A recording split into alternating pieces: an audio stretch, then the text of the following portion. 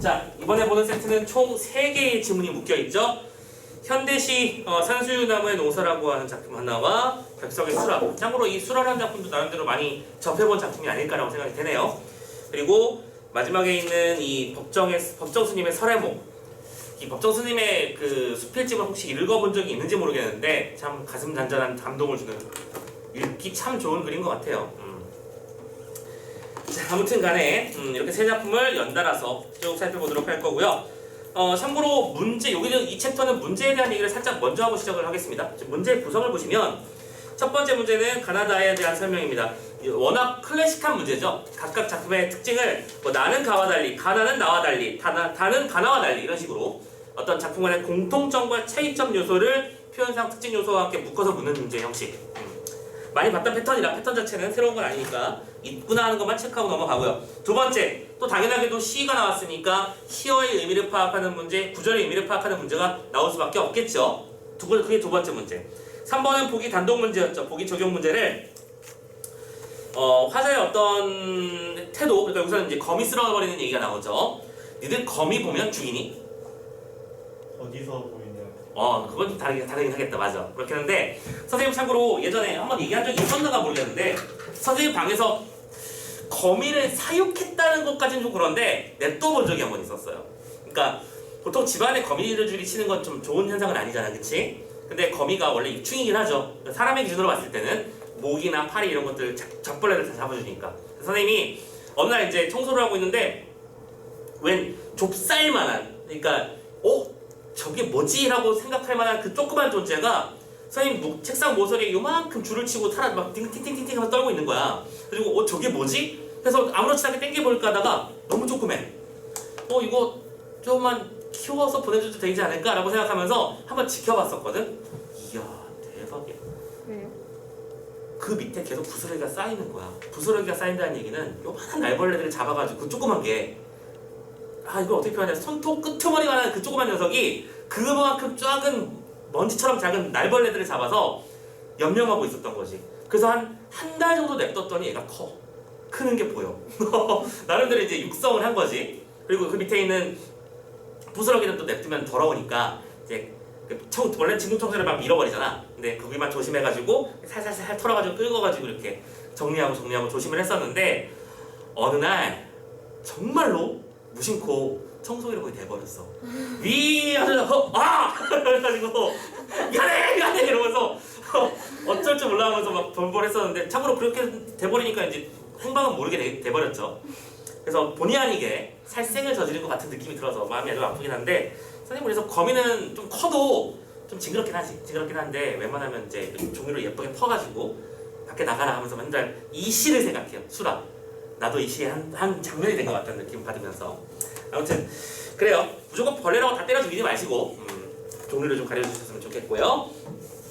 자, 아무튼 거미에 대한 얘기를 하고 있습니다. 그리고 나서 참고로 세 번째 작품은 이제 또 나름대로 이런 시도를 했단 말이야. 지금 작품이 시 두 편과 수필 작품 하나였는데 그 수필이랑 동일한 제목을 가지고 있는 정호승의 설해목이라는 시를 들고 온 다음 이 녀석이랑 서로 두 개를 비교하는 형태의 문제를 냈어. 근데 이거는 워낙 공통 요소가 딱 잡혀있기 때문에 어려운 녀석은 아닐 거라고 생각하고요. 5번 구절의 의미 그리고 소재의 의미 이런 것들을 비교하는 문제, 패턴 자체는 크게 다른 건 없었다. 그러니까 수능 특강 문제를 선생님이 지금 거의 대부분 안 풀고 넘어가고 있는 중이야. 그리고 선생님이 그 이유도 말씀을 드렸었죠. 이거 하나하나 풀고 있는 것보다는 차라리 문제 한 작품을 더 보는 게 맞다라고 생각을 했는데 다만 여러분들이 잊지 마셔야 되는 건 선생님이 단 이 문제들을 안주기해서 안 푸는 게 아니라는 거. 중요한데 문제에서 요구하는 정보들이라든가 문제를 푸는 난이도의 정보에 대해서는 생각보다 할만한 녀석이 맞다. 이게 어려우면 솔직히 우리 수능 문제나 모의고사 문제는 해결조차 안 되는 레벨일 거라고 생각하기 때문에 쉽게 보고 넘어가시되, 다만 이런 문제들을 보면서 우리가 생각해야 될 건 선택지에 나오는 그 용어들, 선택지에 나오는 어휘들, 선택지에 나타난 표현 방식들이 내가 풀게 될 다른 문제들의 또 다른 답이 될 수 있다는 것만 염두에 두시고 단어를 익혀놓으시고 문장을 익혀놓으시고 표현성 특징의 그 요소를 설명하는 방식을 이해해 놓으시고 그런 것들을 했으면 좋겠습니다. 자, 아무튼 그래서 먼저 좀 살펴보고 넘어갔고요. 자, 첫 번째 산수유나무의 농사부터 작품을 한번 읽어보도록 합시다. 자, 가보자고요. 자, 일단은 제목 자체가 되게 말이 안 되죠. 산수유나무가 농사를 짓는데요. 그럼 그 농사는 과연 무엇일까를 생각해 보는 건데요. 자, 이렇게 시작합니다. 산수유 나무가 노란 끝을 터트리고 있다. 그렇죠? 자, 나무가 꽃을 터뜨리고 있대요. 터뜨렸다는 얘기는 꽃이 폭발했다는 얘기가 아니겠지. 꽃이 뭐 했다는 얘기야? 만발했다는 얘기일 거야.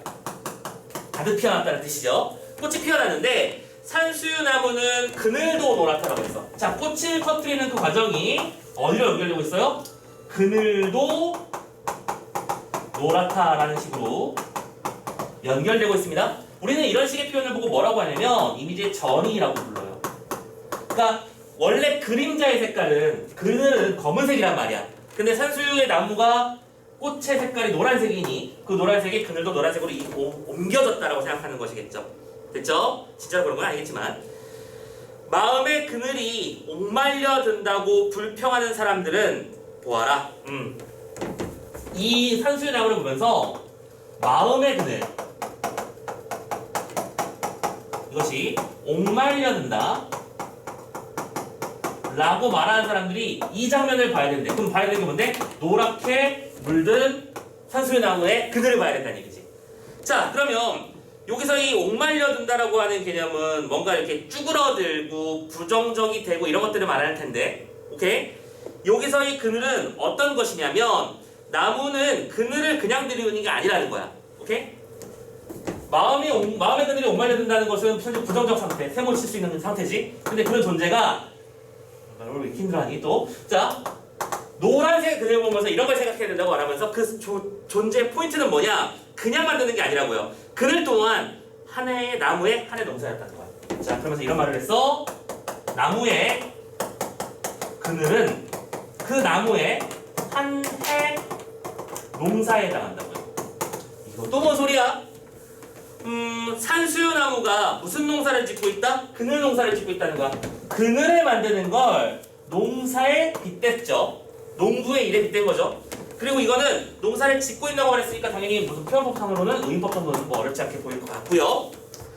짓고 있는데 꽃은 하늘에 피우지만 그늘은 땅에서 넓어지는 거야. 아, 표현 죽이죠?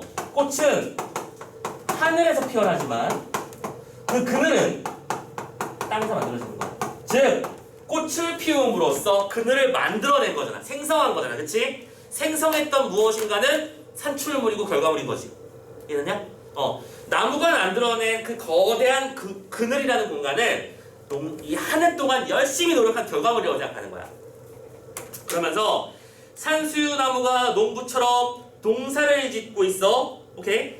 자, 그러면 여기서 농사의 결과물이 뭐예요? 산수유 나무에 꽃이 되는 것이고 농사를 지으면서 끌어모으면 벌써 노란 좁쌀 5대 무게의 그늘이래요. 그 분량은 노란 좁쌀 5대의 분량이래요. 진짜로 노란 좁쌀이 나올 리가 없잖아, 그치? 근데 이 5대라고 하는 건 실질적으로 어떤 만큼이다라고 말하고 싶은 게 아니라 그만큼 다른 존재들보다 이 밀도가 높다라는 걸 말하고 싶은 걸 거야. 즉 풍성한 결실을 말하고 싶었던 것이겠지. 얘들아 생각해봐. 꽃나무가 그늘을 만들어내려면 단순히 한두 송이 피어서는 절대 안 돼. 그치? 이런 넓은 그늘을 만들어내려면 꽃이 엄청나게 피어야 되면서 동시에 얘들아 생각해봐. 여기에 짧은 얇은 천막 하나 든다고 해서 그 밑에 바로 그늘이 돼? 그건 아니잖아. 여러 겹이 중첩이 돼서 그 햇빛을 차단해야만 밑에가 그늘이 만들어지는 거잖아. 그러면 이 요만큼의 한 뼘의 그늘을 만들기 위해서도 얼마만큼 많은 꽃이 필요할 것이며, 그렇지? 그럼 넓은 그늘을 만들어내려면 얼마만큼 큰 밀도를 가진 꽃들이 만들어져야 될까? 그걸 생각하자는 얘기지. 즉 풍성한 결실을 맺은 산수유 나무의 상태를 표현한 거야. 그런데 재미난 건 산수유 나무의 그늘이 보여주고 있는 어떤 크기를 오케이? 밀도의 개념으로 보여준다는 것. 이거는 나름대로 뭐 하는 거야? 참신한 표현이지. 딱히 우리가 뭐라고 규정할 수는 없어, 그지? 이거는 이런 표현법이라고 말하기 좀 어렵지만 시각적으로 보여주는 대상을 무게의 정보로 표현했다는 것. 그래서 나름대로 참신한 표현이라는 표현 정도는 할 수 있었으면 좋겠고, 그럼 뭐예요? 결국 이런 표현을 통해서 나무라는 존재가 우직하지만 풍성한 그늘을 만들어내는 것처럼 밀도가 높은 5대짜리니까. 근데 이렇게 만들어야 되는데 사람들은 어떤 그늘을 만들어? 사람들은 옥말려드는 그늘을 만든다고. 대조되는 짝은 여기 있었던 거잖아. 말려드는 건 뭔가 이렇게 쪼그라들면서 줄어들고 있는 상태를 말하는 거잖아. 무슨 말인지 알겠죠? 즉 우리 인간들이 저 산수유 나무가 만들어 놓은 그늘의 모습을 보면서 아 그늘은 저렇게 만드는 거구나 라는 걸 배워야 된다 라고 말하는 시인 거지. 이해되셨나요? 오케이. 자 굉장히 시인다운 모습입니다. 그렇죠? 시인이라고 하는 것들이라고 표현을 잘못했어. 시인이라는 사람들 그리고 시인이라는 존재들은 항상 이렇게 자 어떤 대상으로부터 새로운 감각을 발견하죠. 우리들은 아무렇지도 않게 지나갔던 가로수 하나, 아무렇지 않게 지나갔던 책상 하나, 이런 다양한 존재들을 보면서 이런 생각도 하고 저런 생각도 하고 이 글의 글쓴이는 산수유나무의 그늘을 바라보면서 시원하겠다, 특색이 있는데 이런 게 아니라 마음의 그늘을 저렇게 만들려면 저건 몇 근이라고 표현할 수 있을까?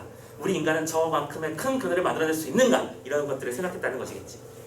되셨죠? 오케이. 그래서 5대라고 하는 키워드는 뭘 상징하는 것은 거기다 풍성한 그늘 그리고 옥말려든다 라고 하는 것은 풍성한 또 단어 문제인데 또 단어 트러블이 또 생겼어요.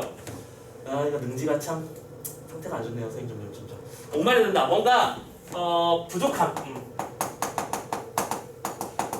이렇게 해서 이 두 개의 짝이 대비되는 것이고 이 존재는 뭐예요? 산수유나무 이쪽은 인간. 그래서 우리는 그 산수유나무의 모습을 뭐하자? 본받음 태도를 가져야 된다 라고 말하는 시라고 정리하시면 되겠어. 그쵸? 자 그대로 참신한 표현 이런 표현들이 있었다는 거 체크해 주시고요. 자 그러면 일단 첫 번째 작품 나왔습니다. 두 번째 작품 수라로 넘어가 볼게요. 수라. 우리 백석 시인 같은 경우에는 뭐 많이들 들어봐서 알죠. 과거에는 한 10년 전만 해도 4년마다 한 번씩 꼭 수능에 등장했던 그런 시인이기도 했고 워낙 수능에 등장한 횟수가 많은 시인이기 때문에 말을 합시다. 이 백석 시인은요 키워드가 뭐대? 공동체적 삶으로의 회귀를 그림으로써 일제강점기의 어떤 우리 사람들, 한국 사람들의 어떤 삶의 정서를 그려냈다는 점에서 가치를 인정받고 있는 시인. 여러분들 백석 시인 하면 뭐 여운한 골쪽, 뭐 모닥불, 뭐 이런 시를 많이 봤었죠. 백석의 여승도 마찬가지고요. 오케이. 자 그런 작품들을 가만히 들여다보면 결국에는 수없이 많은 어떤 공동체적 삶에 대한 모습을 그리워하는 모습을 살펴볼 수 있습니다. 백석의 고향도 마찬가지고요. 이 작품도 마찬가지일 거야. 수라가 무슨 뜻이야? 앞에 한 글자만 더 붙이면 너희들이 너무 잘 아는 그 존재가 돼. 아수라 백작할 때 그 아수라. 수라장이 무슨 뜻이에요? 엉망진창 난리라는 뜻이잖아. 원래 일반적으로 수라라고 하는 것 자체는 어떤 지옥도를 그려주는 불교적 용어입니다. 근데 뭐랄까 이거 뭐지? 그러니까 인간이 윤회를 계속 반복하는데 그 중에서 지옥가의 하나 정도라고 생각하면 되는 거고 참혹한 현장. 막 사람 막 몸이 찢어지고 있고 막 불타는 고통이 있고 막 그런 정도라고 생각하면 되는 거야. 자 그럼 도대체 이렇게 무시무시한 감정을 왜 표현했을까? 오케이? 작품의 흐름을 보면서 한번 따라가 보도록 합시다. 매수하지? 거미 새끼 하나 방바닥에 날인 것을 나는. 자 먼저 거미 새끼가 한 마리 있었어요. 방바닥에 있는데 왜 거미 새끼 한 마리가 지나가는 거야? 근데 그걸 본 나는 아무 생각 없이. 아무 생각이 없어요? 여러분들 그치? 두 가지 생각 중에 하나 나겠지. 징그러 라고 하는 빨리 사라졌으면 좋겠어. 두 번째 그건 뭐 진짜 여기처럼 아무 생각 없이 뭐야 이거 하면서 그냥 밖으로 치워버리겠지 그치? 이런 식으로 문 밖으로 쓸어버립니다. 아무 생각도 없어요. 그래서 그 행동의 이 생각의 결과는 문 밖으로 고 해버립니다. 됐죠? 여기까지는 그냥 상황 전개야. 그런데 그 밑에 이런 말을 하나 붙였어. 뭐 하는 밤이다? 짜릿한 밤. 차례차례 무슨 심상? 촉각적 심상. 그럼 이런 촉각적 심상을 통해서 뭘 보여주고 싶은 거야? 이 다음에 벌어진 상황이 조금 더 그러니까 지금 이거 하나로는 우리가 뭐라는 얘기를 하기 어렵잖아. 그치? 이 다음에 벌어지는 상황이 좀 더 비극성이 강화되는 효과를 주어준다 라고 하는 걸 잡아놓고 그 다음 상황을 이어서 봅시다. 처음에는 그냥 아무 생각 없이 거미 새끼 한 마리를 밖으로 내보낸 것 뿐이야. 근데 어느샌가 새끼 거미 쓸려나간 곳에 큰 거미가 왔다. 두 번째는 1번이라고 할게요. 2번 큰 거미가 왔어요. 큰 거미는 아마도 그치? 아마 새끼 거미가 나온 다음에 큰 거미가 나온 상태니까 어미 거미가 아닐까라고 생각할 수 있겠지. 그렇기 때문에 나는 가슴이 짜릿합니다. 가슴이 짜릿합니다. 뭔가 느껴지는 바가 있었다는 얘기겠지? 오케이. 그럼에도 불구하고 나는 행위는 뭐예요? 이 큰 거미도 문 밖으로 내보내버립니다. 너도 가라. 그리고 이 밤은 무슨 밤이었어 아까? 차가운 밤이었잖아. 그러니까 이런 생각을 하는 거지. 나는 또 큰 거미를 쓸어 문 밖으로 버리며 찬 밖이라도 새끼 있는 데로 가라고 하며 차디찬 밤이지만 그러나 이거 있어? 새끼는 있어. 그러면서 뭐 한다고요? 서러워합니다. 그럼 이때 이 서러움이라고 하는 것은 뭐예요? 거미가 처한 현실을 말하는 것이죠. 참고로 지금 현재는 겨울일 거야. 바깥은 차갑다고 했었으니까. 오케이? 근데 이 거미 새끼나 큰 거미 모두 밖으로 내쫓겨진 신세가 돼버린 거지. 오케이? 그리고 나는 정말로 아무 생각도 없이 별 행위도 아니라고 생각했던 것이 한 어떤 거미 가족을 아작내버린 결과를 만들었어. 그러니까 결국 이 거미라고 하는 존재들은 우리 민족의 어떤 아픔을 대신해서 표현해주는 존재라고 볼 수 있는 거지. 오케이? 가족이 해체되는 것, 공동체가 파괴되는 것을 말하는 거야. 됐나? 자, 여기까지는 그럴 수 있었어. 또 그런데 이렇게 해서 아린 가슴이 싹기도 전이다. 아렸던 마음이 아픈 상태가 참 차분하게 가라앉고 식기도 전이었어. 어디서 좁쌀만한 알에서 갓 깨인 발이 채 서지도 못한 무척 적은 새끼거미. 3번 무척 적은 새끼거미. 가슴이 미어지겠죠 이제는. 그치? 내가 이 가족을 지금 아작내고 있는 중이야. 새끼거미가 이번에는 큰 거미 없어진 곳으로 와서 아물거리고 있습니다. 아마 어미를 찾는 모양인 것 같아요. 물론 여기서 거미는 본능에 의해서 어미를 찾는다 이런 것들이 과학적으로 맞는지 틀린지는 따질 이유가 없습니다. 중요한 건 내가 그렇게 느낀다는 것이죠. 화자가 그렇게 느끼고 있는 겁니다. 나는 가슴이 메인 듯합니다. 이번엔 가슴이 메인답니다. 가슴이 메인은 나는 어떻게 하죠? 내 손에 오르기도 하라고 손을 내미지만, 자, 참고로 여기서는 처음으로 손을 내밀었어. 얘들아, 어떤 존재에게 손을 내민다는 것은 터치한다는 개념이지, 그치? 그리고 터치는 뭘 상징한다고? 연민을 상징하지. 이 정도 알고 있지? 여기로도 올라와봐 하면 손을 들어보는데 분명히 울고불고 할 이 작은 것. 울고불고? 우리법이지? 거미는 울고불고 하지 않습니다. 그죠? 울고불고한 이 작은 것은 나를 무서우이 달아나버리며 나를 서럽게 합니다. 서러움의 정서 나타났어요? 그러면 나는 어떻게 할 수밖에 없어? 나는 이 작은 것을 고이 보드라운 종이에 받아 또 문 밖으로 버리며. 자, 보세요. 문 밖으로. 결론적으로는 중간에 아무리 연민의 태도를 보였지만 내 하나의 행위는 하나로, 내가 했던 행위는 하나로 통일돼 있어. 뭐예요? 문 밖으로 내보내는 거야. 오케이? 그리고 문 밖으로 하나씩 내보낼 때마다 나는 한 가족을 파괴시키고 있는 건 아닌가라고 생각이 드는 것이겠지. 하지만 동시에 이 행위는 한 가족을 모이게 해주고 싶어서 하는 행위이기도 한 것입니다. 맞죠? 되게 이율배반적이지. 하면서 문 밖으로 버리며 이것이 엄마와 누나나 형이 가까이 이것에 걱정을 하며 있다가 쉬 만나기나 했으면 좋으련만. 그러면서 버리면서 하는 생각은 이거죠. 쉬 만나기나 했으련만. 불 때리는 거 맞죠? 얘들 만났으면 좋겠다라고 하면서 뭐 하는 거예요? 마지막으로 슬퍼한다? 이거를 요 얘기를 이때 집어넣으면 되겠다. 요 얘기를 여기다 집어넣으면 되겠다. 이렇게 하자. 뭐예요? 그들의 공동체가 다시 구성되기를 바라는 마음을 담은 거지. 하면서 마지막으로 뭐 한다? 슬퍼하면서 마무리가 되죠. 근데 이것은 나의 기대일 뿐이야. 실제로 그렇게 됐을지 없을지 모르겠고, 게다가 찬바람이 부는데 이 눈알만 2개 덜렁 튀어나와 있는 그 조그만 어떤 존재인지 알잖아, 그렇지? 벌레들을 새끼들일 때 정말 눈밖에 안 보이잖아. 근데 그 조그만 존재가 밖에서 제대로 살 수 있겠어? 쉽지 않을 거야. 그러니까 나는 한 존재를 죽이고 있는 건 아닐까라고 하는 고민도 되면서 동시에 잠깐만. 됐어? 잠깐만 선생님.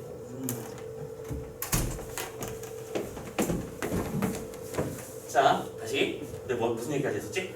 슬픔이라는 것을 느끼면서 어쨌든 화자의 정서가 점차적으로 고조되고 있는 거. 근데 분명히 행위는 어떻게 됐었지?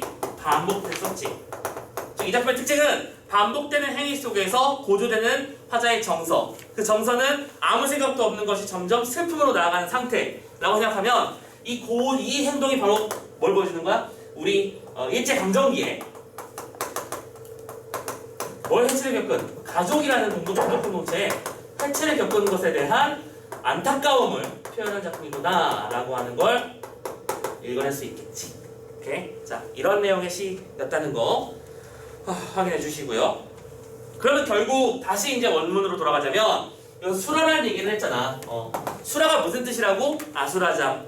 차마 눈 뜨고 볼 수 없는 그런 장소인데, 이 수라라고 하는 거 그럼 우선 2가지 정보를 얘기할 수 있겠지. 첫 번째로는 이 가족의 해체 그 자체를 보고 뭐라고 한다? 수라라고 한다. 그치? 즉 수라라고 하는 것은, 여기서 수라는 나는 과연 수라인가 이게 중요한 게 아니야. 중요한 건 거미입니다. 아시겠죠? 거미의 입장에서는 해체당한 가족이잖아. 자신의 의지와 상관없이 어느 순간 갑자기 해체당해버린 그 가족의 모습을 보고 얘기하는 것이라고 볼 수 있겠고, 근데 문제는 아까 이 거미를 뭐라고 번역할 수 있다며? 민족이라고 번역할 수 있다며? 그러니까 이 수라라고 하는 건 우리 민족으로 번역해서, 그렇지? 똑같은 얘기를 하면 되는 거겠지. 본의 아니게 해체되고 있는 가족의 모습들. 자, 그래서 가족 공동체가 해체되어버린 일제강점기의 비극을 표현한 시, 이렇게 해서 수라라고 하는 작품을 한번 정리해봤습니다. 되셨죠? 잠깐만 밖에 친구 한 명 기다리고 있어서 얘들아 몇 분만 잠깐만 기다려줘. 화면 좀 끊고 갈게.